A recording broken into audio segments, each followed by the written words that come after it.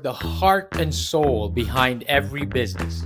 Stories. Welcome to Business Story of the Week, hosted by me, Joshua Laurie. From setbacks to comebacks, from tragedies to triumphs, we inspire entrepreneurs through conversations that matter. Witness the magic that turns dreams into reality. Whether it's your career, business, or life, your success is always one story away. This is Business Story of the Week. And welcome back, folks. Welcome back to Business Story of the Week. I am your host, Joshua. And today, the question is, can one small change or really one small idea really change the world? Or is it all just, wishful thinking? Where our guest today is the perfect guest to answer that question. Marilyn Mans is the co author of two books, Fearless Change, Pattern for Introducing New Ideas, and More Fearless Change, Strategies for Making Your Ideas Happen. Her work focuses on patterns from successful leaders who inspire change by inspiring people. For 38 years, she taught university students to move their ideas to action and even got a graduation class up and having to dancing in order to change their world during her commencement speech at UNC Asheville. It's very, very interesting story. Marilyn loves the topic of change, and she has done numerous presentations and workshops at conferences throughout the world in the organizations, including Microsoft, Avon, Procter and Gamble, Apple, and Amazon. It's a very interesting story and career that this concept that Marilyn is going to share to us today. Marilyn, thank you for joining the show. How are you doing? I am doing fine. I love talking about change, so I'm thrilled to Well, be here. well, I can tell it right now. I could tell the enthusiasm with the smile already shining through. Marilyn, you are going to talk to us about the concept of fearless change and the book that you have co-authored as well. But before we get into that, I always love Mhm. starting the show like this. Did you always know you were going to co-author a book? Or you always going to know that you were going to write a book? Is there any pivotal moments in your life, experiences in childhood, knowing that you will grow up to inspire change, to talk about change? What is the story of Marilyn Mans? Well, I always like to write. Mm-hmm. I like to write poems. I like to write stories. Mm-hmm. And then I met the co-author of Fearless Change, Linda Rising, Mm-hmm. and we met in a conference at a Patterns Languages conference, and we Okay. started talking about our frustrations around the idea that so many people try to bring new technology into an organization, and the Mm-hmm. technology is Mm-hmm. usually good, at least in their eyes, and they have Mm-hmm. trouble making the technology stick. People whine, they complain, Yeah. they are Yeah. slow with things, and so Mm-hmm. there's a lot of errors. And Yeah. so we talked about this over a period of many days at this Mm-hmm. conference, and people who were listening to us kept saying, "You too should write a book." And Huh. so that's how it started. We just started writing, and we didn't know each other. We didn't live in the same city, but the thing called the internet, we just Mhm. wrote in two different cities and met occasionally in between, like in a hotel or something where we wrote together. And it took Mhm. us a period of 10 years to write the first book because we Oh did my. so much research and so many Wow. interviews. Wow. And so that's how it happened. We just started to write. And then after a while, the energy just exploded as we Wow. wrote more, interviewed more people. And the answer to your question is I never dreamed I'd write a book, let alone two. And I'm on my Mhm. third. Wow. But you just start and you write a book and you write and you keep writing. And you're writing one of the best topics there are is where you inspire change, you spearhead change, you move it forward into the lives of people and individuals and society at large. But Marilyn, it's a long journey. That first book, 10 years. You interviewed people, and you said this started, in the concept of like, introducing change into organizations, and the fear of getting into that, new changes, technology, and all that.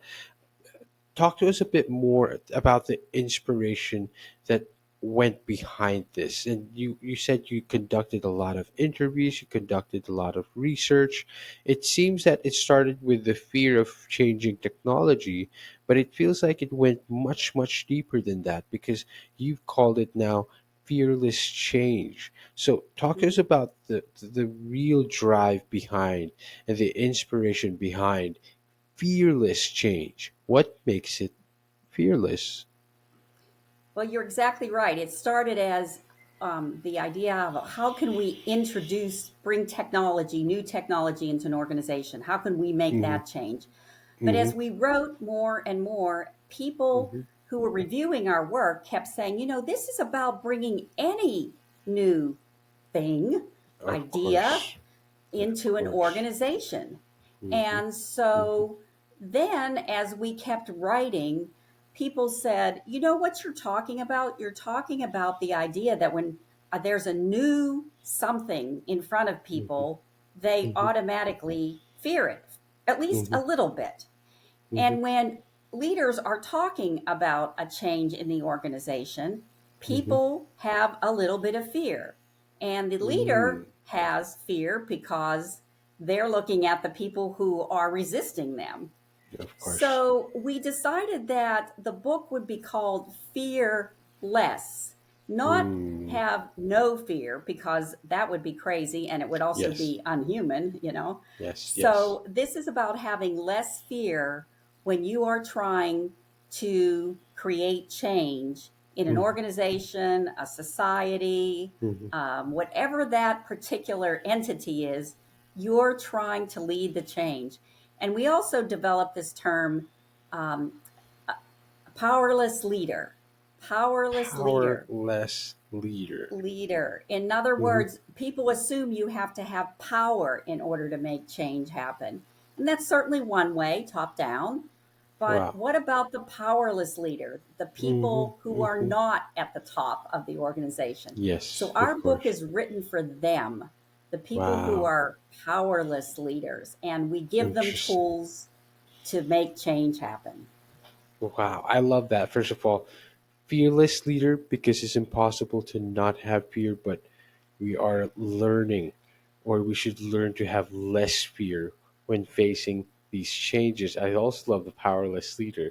It could be somebody in the organization with no decision making skills, but that doesn't mean you cannot be a leader. I love that. Your book outlines a lot of this. A book, they outline numerous patterns for introducing new ideas. When it comes, especially for fearless change. Also, your second book is strategies to making your ideas happen as well. Could you share to us any real world examples, any stories that stand out to you? Because this is quite interesting to me. Not just when finding success in organizations, like they where they applied these strategies, they found success, but also in real life. Are there any stories at all that stand out to you? Oh, there's so many. Well, Mm-hmm. let me start I with bet. one.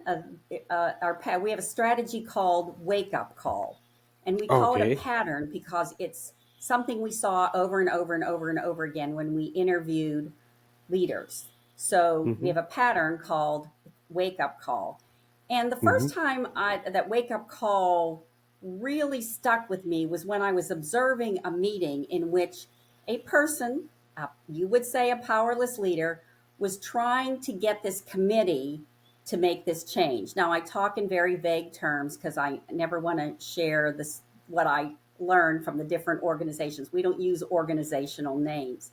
So Mm-hmm. I'll say this was a committee in Mm-hmm. an organization who that was trying, and this woman was trying to convince this committee to make a change in the organization.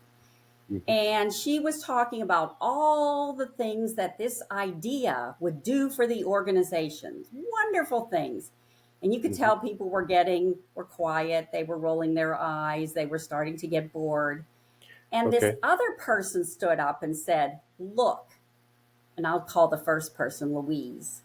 Hmm. "Louise has an idea here. And what you Okay. don't know, what she hasn't talked about, is that we have a problem."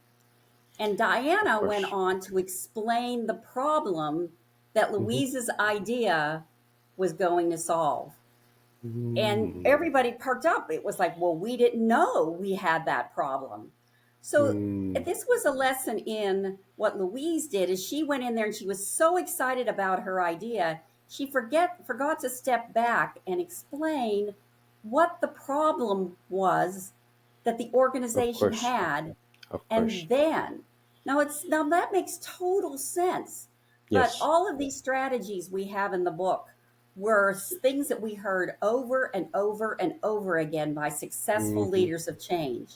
Hmm. So if you think they sound familiar, then they probably do to you, but do you use them all the time? Hmm. So the book is sort of a handbook of strategies, and we also have an app that you can have them Hmm. at your fingertips, the summaries of them, that you can use for when you're going, "Oh, I'm stuck. This is not going well. What strategy can I use?"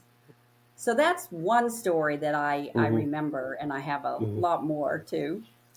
Of course, you have a lot of stories, but that is quite interesting because Wake Up Call really, it talks about, it makes sense because you kind of just let people know first, right? What it is that we're trying to solve, you know, Mhm. perk them up, wake them up. Oh, okay, this is what we need to solve first and foremost. Before you tell us what the changes or the solutions that we are trying to present, people need to know context first. But I love that you Mhm. call it wake up call because change is often difficult, right? It's always met with resistance. We always naturally want to push away change because it's so uncomfortable. What are some of the common challenges? I bet, of course, this is one challenge. People don't want change. But what are other common challenges you've seen where people face where you when you try to introduce new ideas, and how do your other strategies help overcome these obstacles? Well, we have to recognize that the word organizational change is kind of a silly word because Mm. organizations are made up of people. Mm-hmm. And Mm-hmm. change in an organization happens one person at a time. Oh, So interesting. people take change personally. Of They course. take change personally. Mm-hmm. And they may be in the process losing something, their identity, their time, Mm-hmm. their expertise. Mm-hmm. All sorts of things can be lost during times of change. So we Yes. have another strategy called shoulder to cry on, which is to Mm-hmm. when the leader should be talking to people and saying, "Look, I understand how hard this is. I Mm-hmm. understand what you're losing. It may be that the leader can't do anything about it. It's going to Mm-hmm. happen, or at least they're trying to make it happen. But Mm-hmm. it's often leaders don't recognize that, okay, we're going to take the time to at least tell people that we understand how hard this is. And Mm-hmm. that goes a Mm-hmm. long way for helping people move just a little bit. We talk Right. about the difference between explaining things in a cognitive way Right. versus explaining things that address people's emotions, what they're feeling about the change, not just what they're thinking about the change.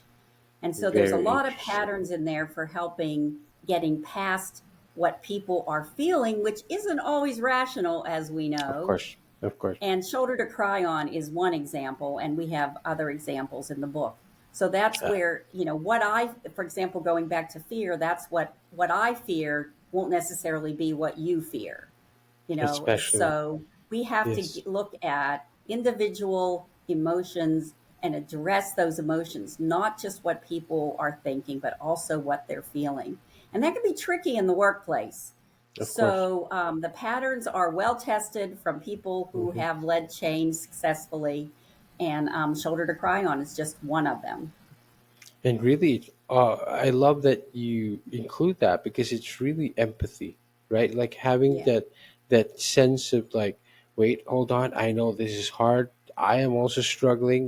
This is also something that is difficult for me, but I know this is necessary, and I hope everyone else is that realizes this change is necessary as well. It goes a long way when we try to come down to that point where, hey, we're all the same. We're all struggling with this as well. And I love that you say it's a shoulder to cry on, because people are like, no, I don't want to change, I don't want to do this. But we're tapping them at the back, and we'll be like, it's fine, it's all right, I'm here with you. And I think that really does inspire change, especially knowing that someone is, compassionate about your struggles when it comes to change. You once had this graduation class in your commencement speech. I want to talk about that real quick, because that's an interesting story.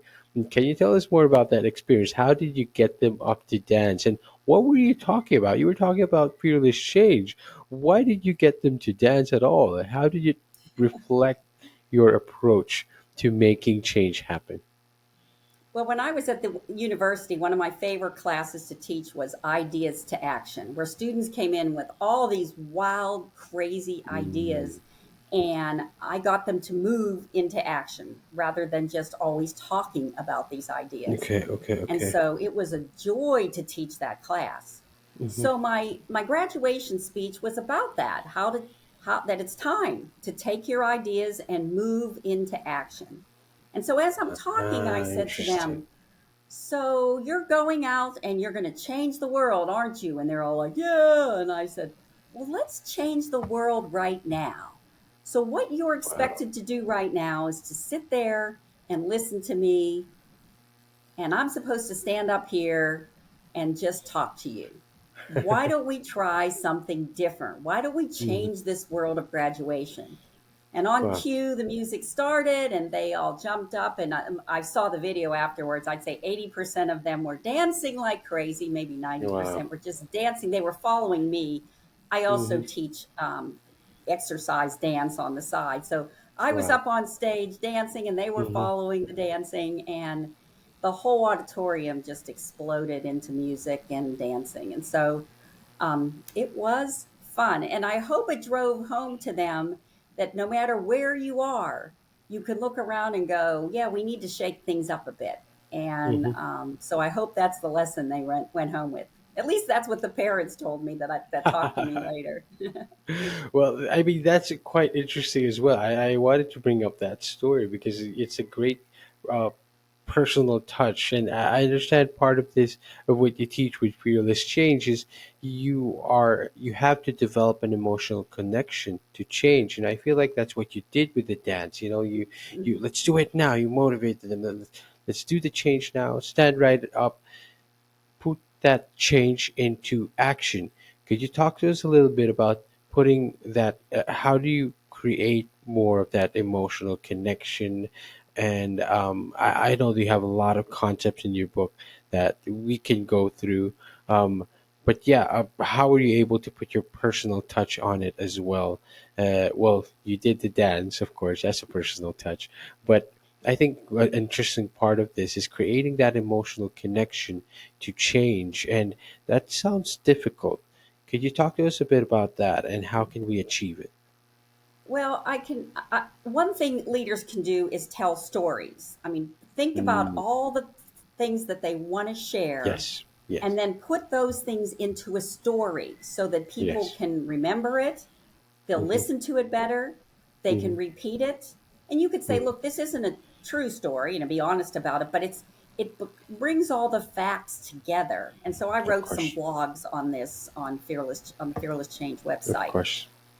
But another one is something called Imagine That. And this Imagine is that. my favorite pattern. So Oh. imagine that is something you can do with people who are Hmm. perhaps maybe resisting an idea.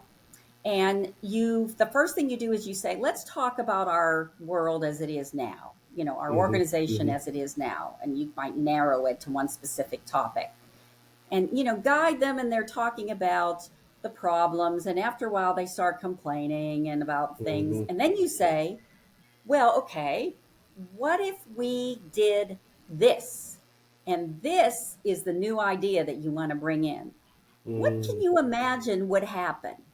And I've wow. seen Imagine That sessions, and you wouldn't believe how you can see people just generate ideas.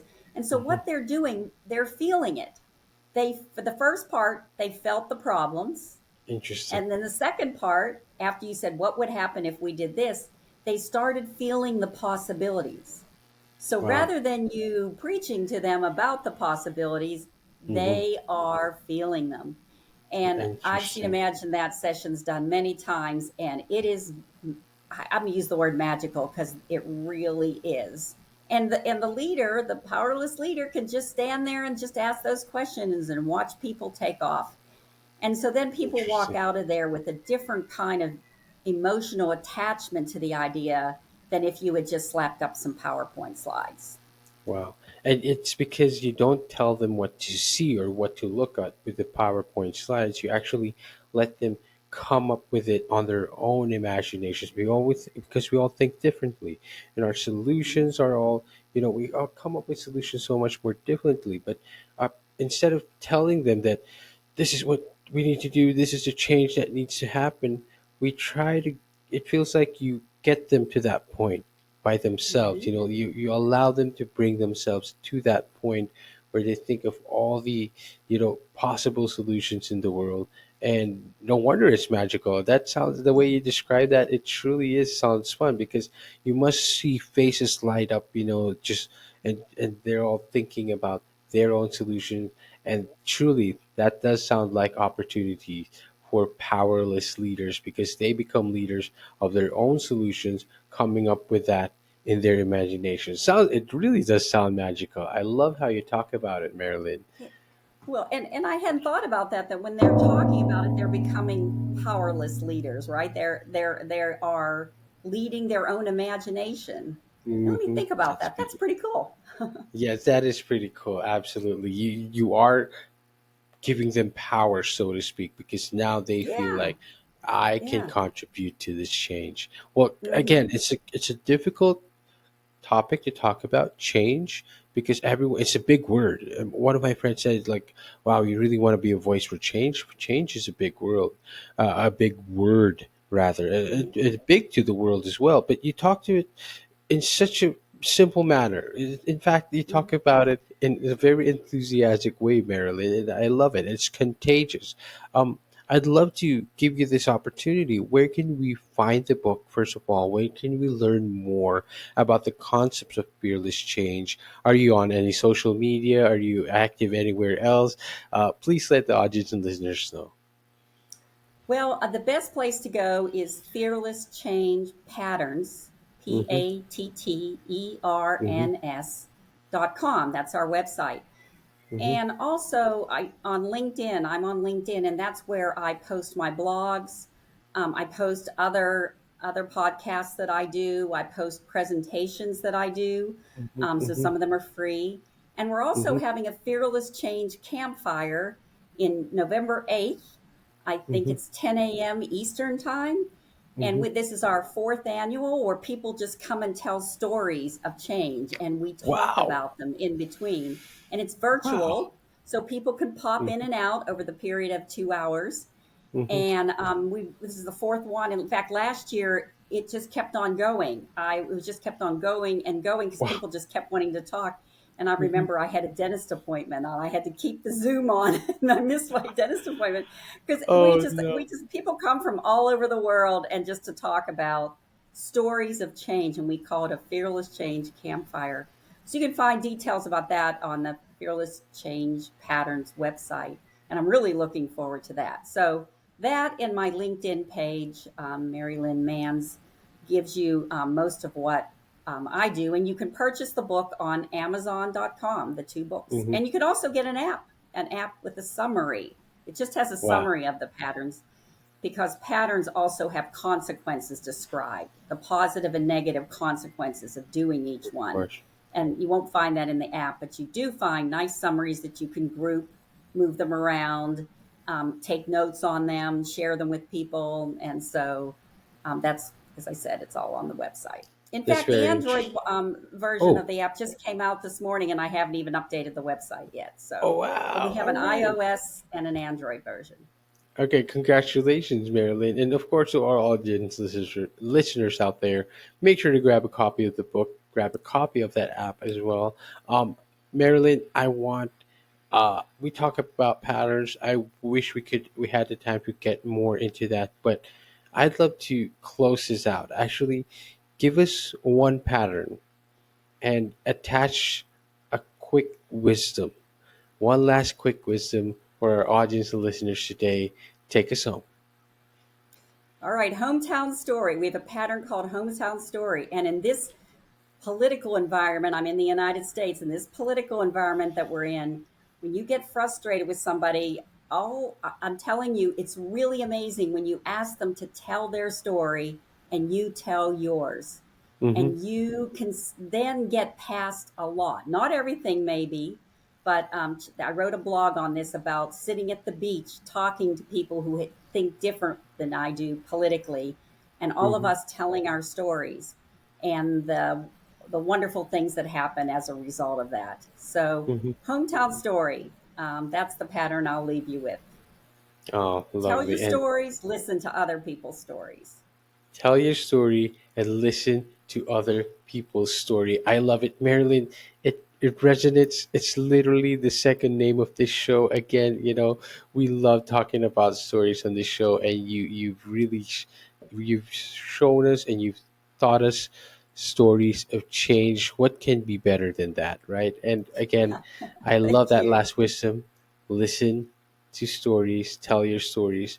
I think it's really just as important to listen as well. Marilyn, thank you for coming on the show. Well, thank you for inviting me. Fantastic. Bye, And everyone. to all our audience listeners out there, see you on the next one. All right, so here's the thing. Bye. We try to get a little bit better every day, but we can't do it without you. So if you like the video, make sure to like and subscribe below. And if you have any comments, just leave them in the space under.